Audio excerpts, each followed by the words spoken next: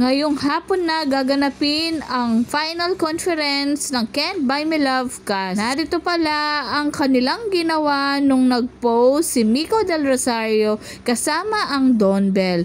Nag-photoshoot pala sila para sa final conference. Napakaganda naman ng model ng Live Smart. Ipinakita ang behind the scene habang nagpo-photoshoot si Belinda. Tiyak na may interview ngayon ang Don Bell.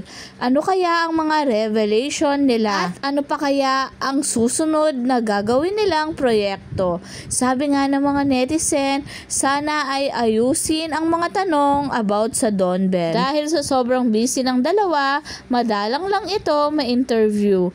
At meron kaya mabubuking sa dalawa? Kaya hintayin natin ang kanilang interview mamaya. Sigurado ang mga baka natin sa dalawa ay masasagot nila mamaya. Malay natin may magtatanong kung anong naging ganap nila nung Valentine's, at dahil magkasama sila sa taping, may pasurpresa kaya si Donnie kay Belle?